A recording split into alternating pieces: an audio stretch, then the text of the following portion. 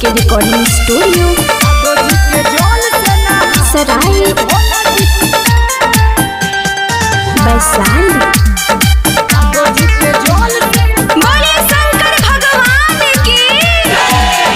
भंगिया धतूर लैनी खाली है भोला जी, भंगिया धतूर लैनी खाली है भोला जी। जादो जी के जल से नहा लिए भोला जी, जादो जी के जल से नहा लिए भोला जी।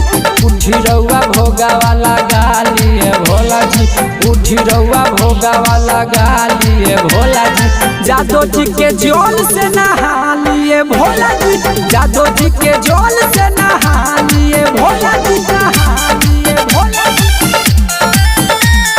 जादो जी के जल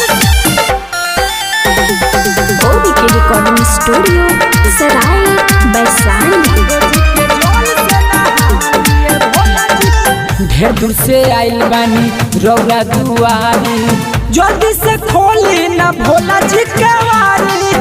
बहुते पावन हवे सावन के सोमारी, जो धारी है रहे सपना त्रिपुरारी। बदले नी होरा फूल डालिए भोला जी, उठ जाई सुनी हाली हाली भोला जी। जादो जी के जल से नहा लिए भोला जी, जादो जी के जल से नहा लिए भोला जी, नहा लिए भोला जी। जादो जी के जल ओबी के रिकॉर्डिंग स्टूडियो सराय वैशाली। फिर दिन नजर तनी हे भोले दानी, कबे से खार भइल बानी लेके पानी।